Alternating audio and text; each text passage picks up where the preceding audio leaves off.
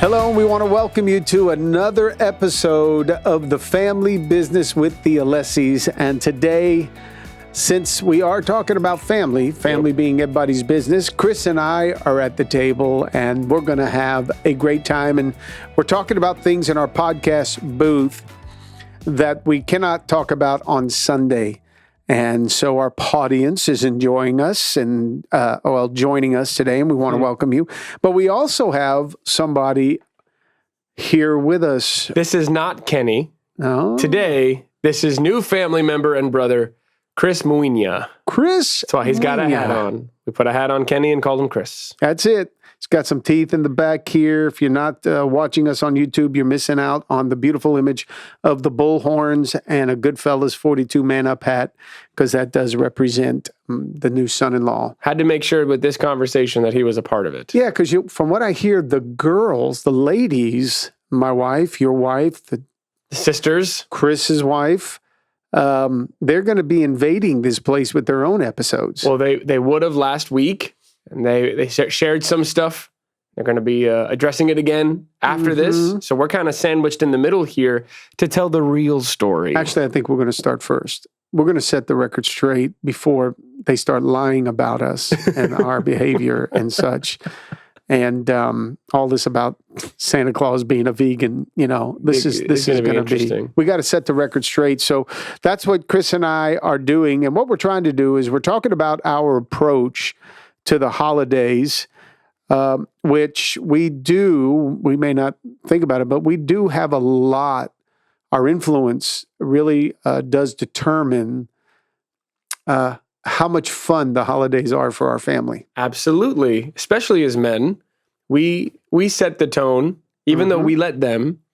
Even if, you let your wife set the tone for decorations or whatever, the way you behave can determine a lot about the holiday season. So we'll talk about that. Yeah, not you behave. What did you mean you behave? You point the finger at me? Oh, no, okay. The man. Good. I don't know. Because you're coming into your own, I'm recognizing it for myself too. Oh, yeah. No, the man. Okay, is the house decorated at all for Christmas, or is it just... So it's still, at the time of the filming of this podcast, we're still set up for fall. Yes. We are about to start setting up for Christmas. Yes. Did you set up last Christmas? No, I was alone. That's right. We She weren't didn't married come yet. over and help you set up anything? No. We were alone. All right. I was alone. Yep. Now, this year, we're setting up. This is going to be good. Your first year married, and this will be a first for you. Yeah. As well as you, Muinia.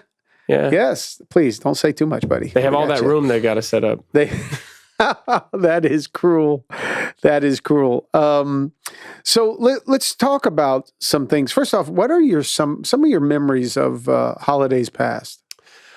Well, I remember a lot of the stuff that we would do for Thanksgiving or Christmas. Sometimes they'd all kind of mesh, but I remember going every Christmas Eve, going to Grandmommy and Papa's house. Remember every single cousin sitting around.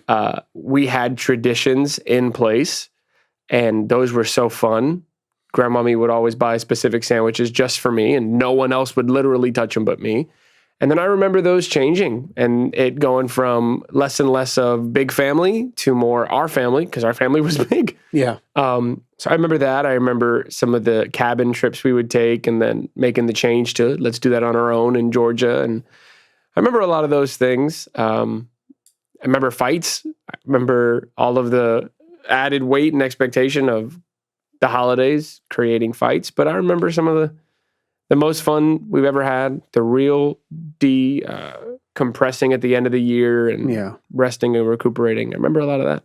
No, all of that is part of the holidays. And I remember accidentally lighting a tree on fire.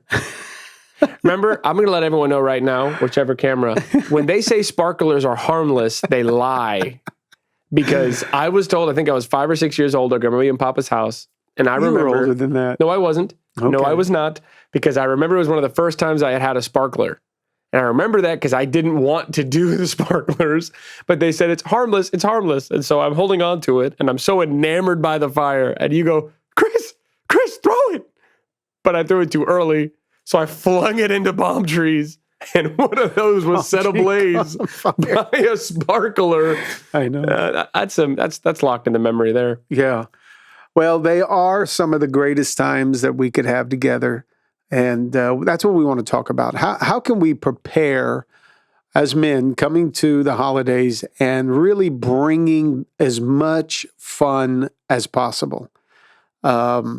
We set the temperature of what the holidays are like.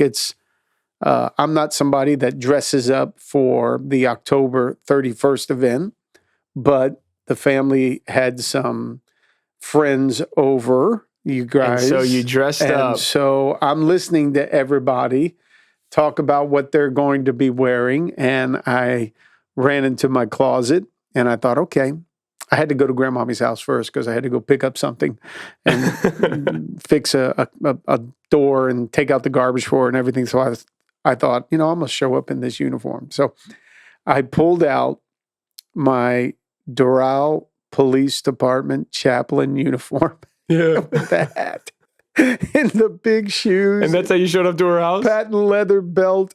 And I put that thing on and I came out.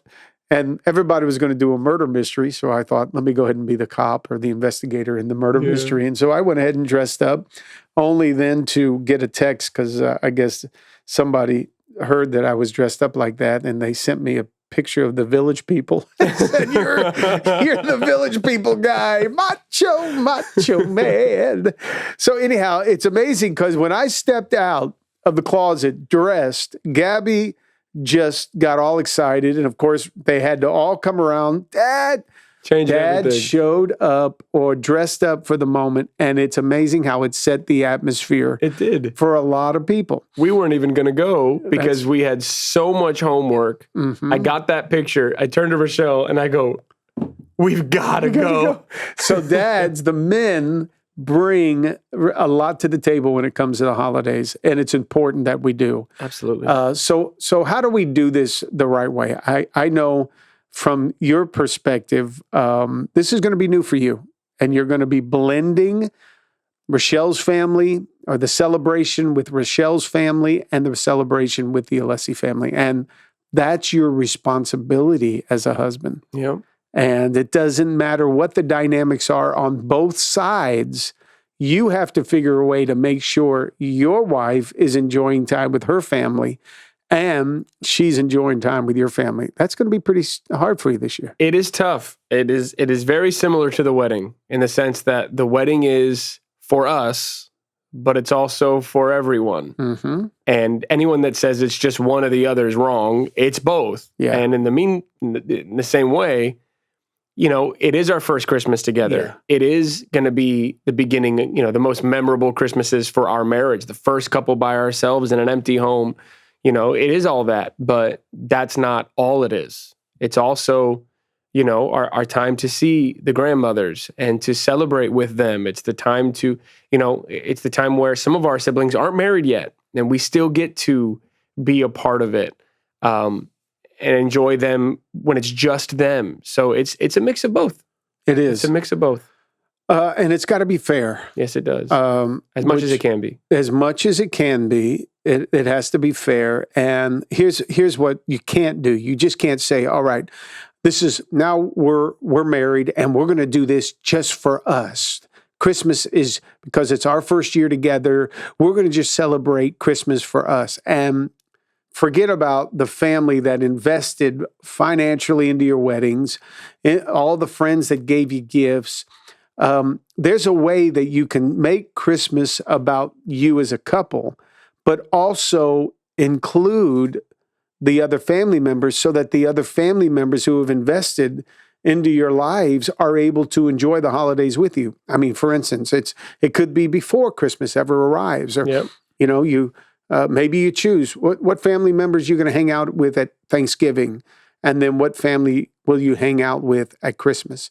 The first week of December, that's your week to start planning. Okay, who are we going to go to dinner with? Yeah. What family member? Who are we going to jump in a car and drive around and go look at lights, Christmas lights with? Who are we going to go shop with? Who are we going to go get coffee with?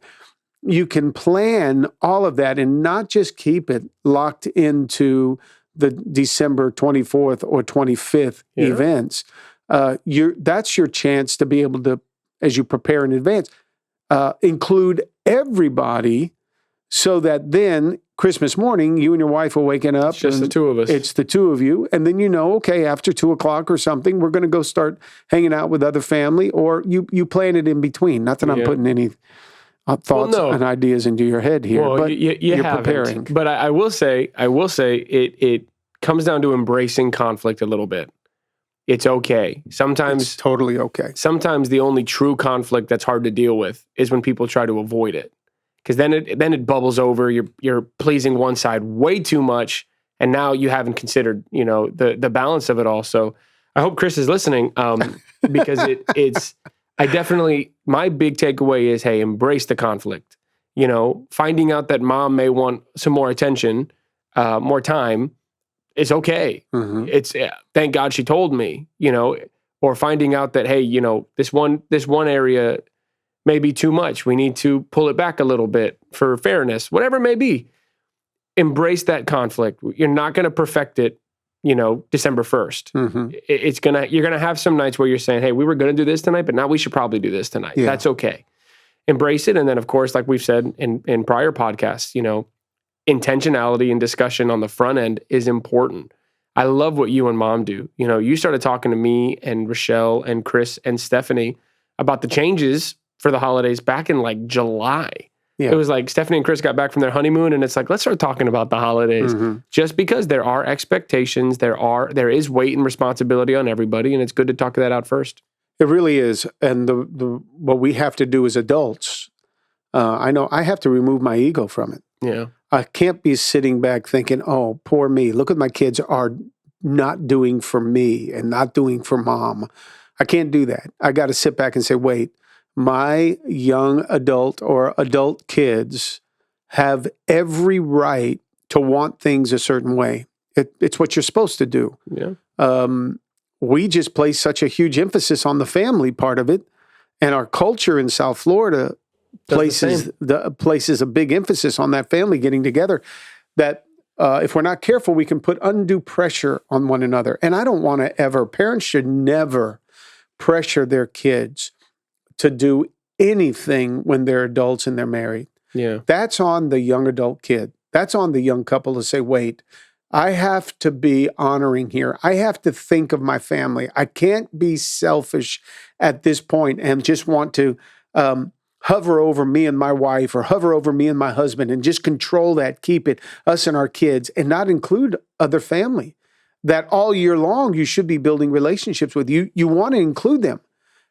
So you have to both be thinking, what is the most unselfish way that I can celebrate this holiday and still find balance with me and my wife and our family getting our alone time, but also including my extended family members in it.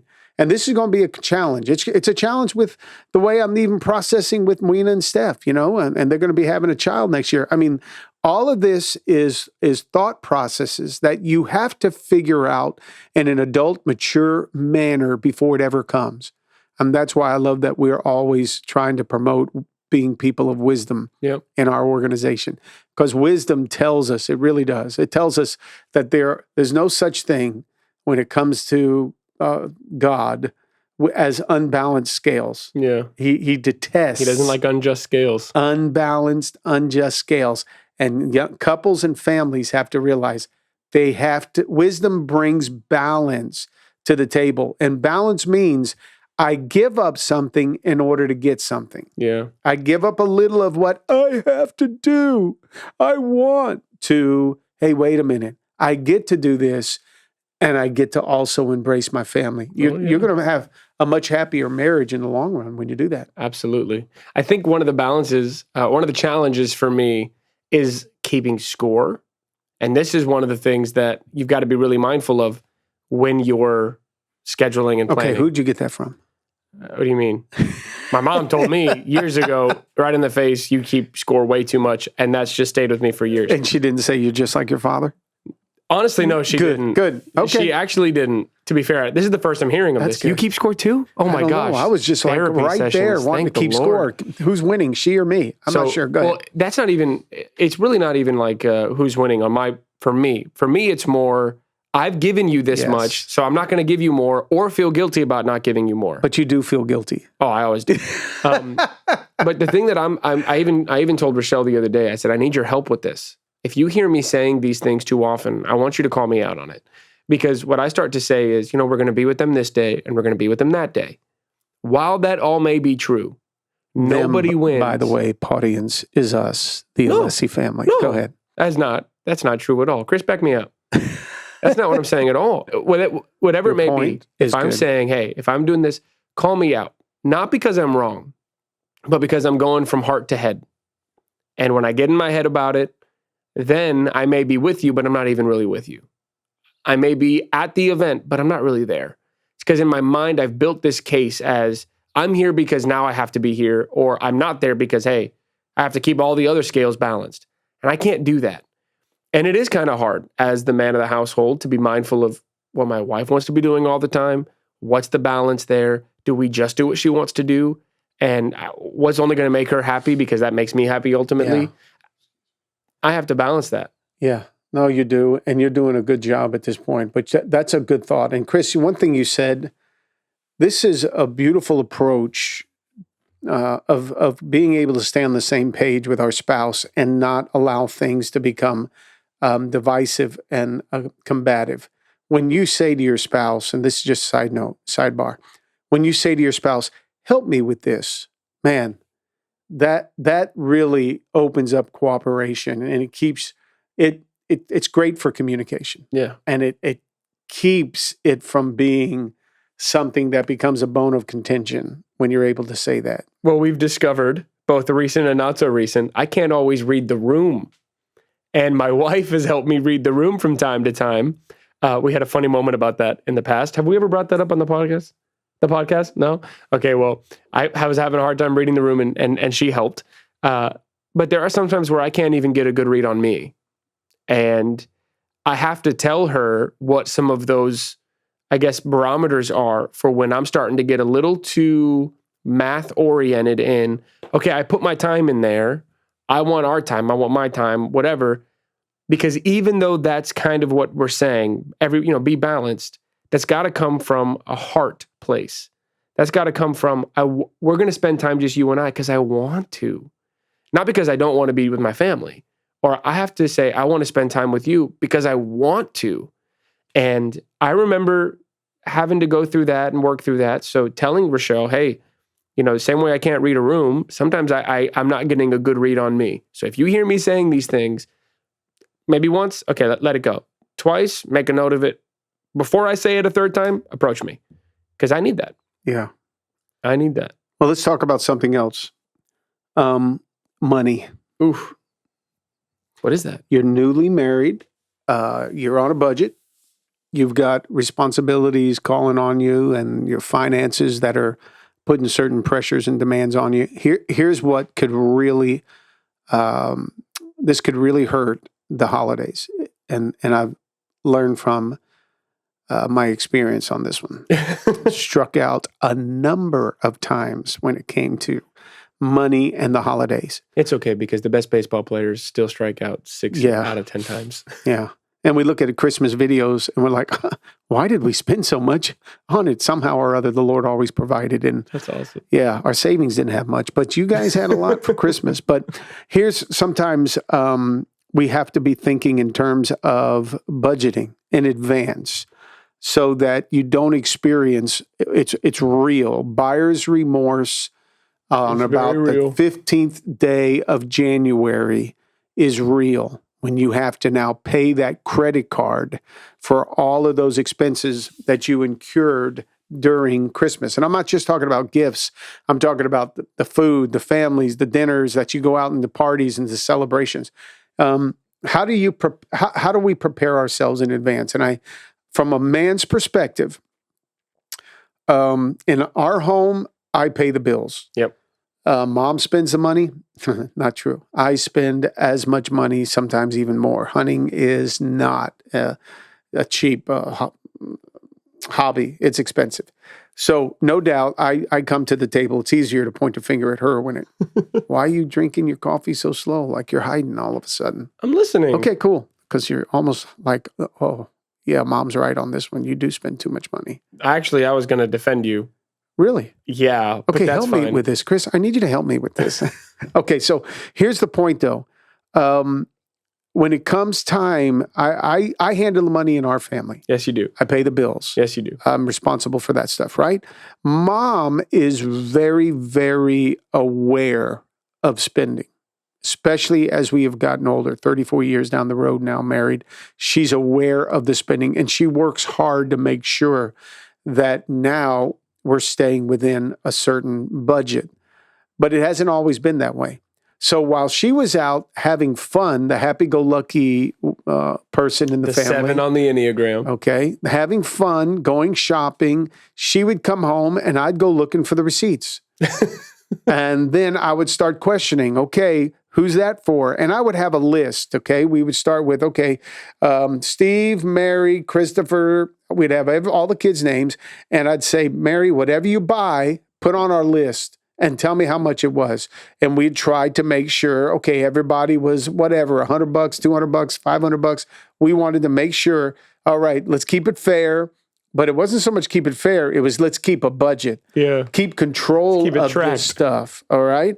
And so we would always start good, but about the second week of shopping, that list got totally ignored. That was back when there was actual toy stores. Yes, there were. And so we ended up then I ended up always, get it right, being upset. Yeah. And putting pressure on mom to, okay, either take something back, which was rarely the case, or stop spending.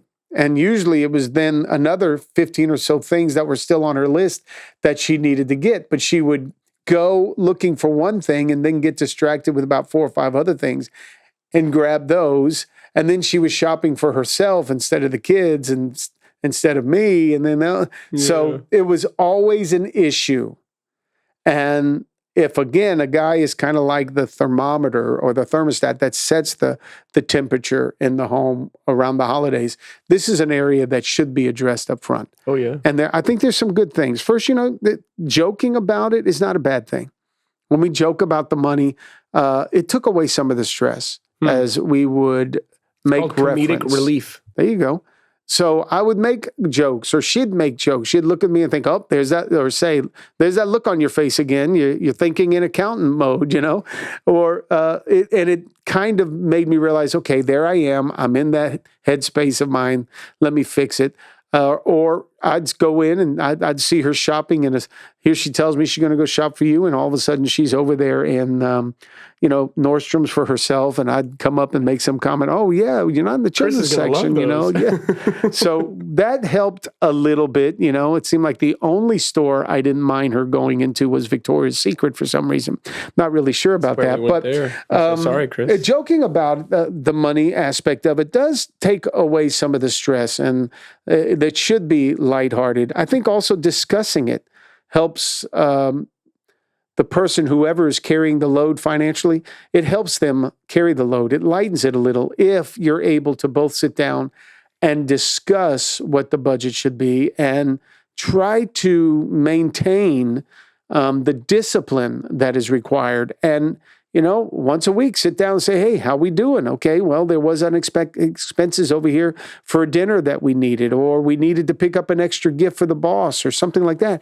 It's good to be able to discuss that, because then the person who's carrying the load of paying the bills feels as though they're getting help. Yeah. If you can just discuss it along the way, it's going to help them feel like, all right, I'm not doing this alone. And then I do think you need to agree on spending. You need to. You need to be able to say, all right, whether this is a gift that we're going to buy as a family to give each other, or it's a trip that we're going to take. And maybe this year, like in our case, we're not going to be giving gifts to each other. We're going to go on a trip. And the gift that we would have been giving will be now money spent on us getting away and enjoying some time away together as a family. So if you at least can agree on that way before the holidays start to show up, that's going to help you when it comes to the money. And then work on understanding the other. Mom's a buyer. I'm the payer of the bills. Mm-hmm. So I know the family, just from my perspective, yes, I got to keep my head down. I want to see the money and where it's spent, and I want to pay the bills. I got to do that. But I also know if, gosh, I was the one responsible for Christmas morning, it really wouldn't be all jolly. It wouldn't be all fun because the money wasn't being spent. So I realized, or the gifts wouldn't be given. So I realized that mom really does help the family celebrate the holiday. I know her role as the buyer because, quite frankly, sometimes I use my desire to not go shopping. I don't want to go get up in the crowd of shopping and handle the traffic. And sometimes I'll use spending as an excuse for not wanting to go shopping. To have to leave the house. But mom, my gosh, she can get up and go shopping and she's energized. Oh, yeah. Oh, I don't know how it energizes her to go and run and walk by these stores and buy this and buy that. I'm dreading it. I'm thinking, how many bags do I got to carry? And how far do I got to park away from the front door? How much do I got to tip the guy to bring my car to? These things in my mind, I am not a good person when it comes to bringing the fun for the holidays, but she is. So I need to tap into that and understand it. And at the same time, she's learned how to understand, all right, Steve's not all that crazy when we're out here shopping, but he's going to have to sit there in that room and stroke that check and pay the bill. And she's aware of that. So I think that's helpful for us. I think so too. I think it's important for kids to understand, hey, let dad be dad. Let mom be mom. If dad's not the best at bringing the fun because he's stroking the check, then you bring the fun. Then encourage mom in bringing the fun. Help dad. But don't try to force, in this case, don't try to force dad to be like mom too. Mm-hmm. And don't get mad at dad for being dad. You know, what we found is if there ever was a moment where the stress was so high for this reason that it was coming out a little bit, we didn't make things better by telling you not to be that way. It's probably, hey, let the steam run out and then move on and start laughing. The only times that ever kind of ruined an event was when we really added to it. When we were like, why do you got to be that way? Just have fun. Then it was like, okay, now we had a blow up. But there were, like you talk about joking, even if it's not so jokey, just let it come out, sit down and recognize, okay, hey, this is stressful. Let him be, let him get it out there, but don't go back, because one of the things that I'm finding now being married, and I'm actually on the lucky side of this conversation because Rochelle is the responsible one. I'm the one who has to lay down my pride here. Because I'm the one who's like, it's $20 extra. Don't make me feel like you think I can't find $20 to take care of this. You want it? You go get it. I'm the one that has to lower my pride and be like, you know what? No, we've actually made a budget. Not that I enjoy spending, but I don't ever like to feel like somebody feels like our environment or our moment is less because we don't have as much money as we'd want. So I'm lucky, Rochelle calls October and November her months because we have saved a lot. And she goes, so that way in December we can have a Chris month. So I love that. I'm lucky, but that comes down to me letting her be her too. Lowering my pride, let her be her. She's going to be good and help me with that. So I think that goes to you, let dad be dad. Let dad experience this. Come alongside and help a little bit. I think that's all a huge part of it. If this is everything that you're telling one of the men listening, well, if you're a kid listening, if you're an adult listening, and let other people be who they are in these moments, and don't try to fit a square peg into a round hole. Don't try to do that. Just let them be them. Yeah, imagine how hard this is for families that are divorced. I'm sure it's the holidays are supposed to be so fun. But then you're dealing with your exes getting time with your kids. Buying them better gifts, maybe. Buying them gifts. You can't help but determine or wonder what gift they gave them as opposed to the gift they gave you. What about when your kids ask you for money to buy your ex's girlfriend or new spouse a gift? Golly. That's got to be tough. Yeah, I have nothing to add to that conversation. That's got to be super tough. That's got to be tough. And then how do you schedule your time around the holidays? Do you ever just get together, everybody in one room? Are you able to do that? Should you, if the kids want to? Should you? I mean, that's hard. That's real hard. That's real hard. And I think when the wound is so fresh, it's probably impossible. But maybe with time, for the sake of the family unit it's been fractured, no doubt. You have to consider maybe having to really swallow hard to do something during the holidays you don't want to do. And hopefully you don't drink too much when you do get together with them just to be able to cope. That's not easy. No. That's not easy. However, if you're giving some thought to it with a lot of time ahead of you, if you're giving time to it, preparing for it, maybe there's a way that you can see the holidays a little bit more enjoyable this year because you are preparing in advance and you're saying, all right, this is what I realize I'm going to just have to grin and bear it and swallow hard and do it for the sake. Because who's it going to be for? Who's Christmas for? Everyone else. It seems to be everybody else.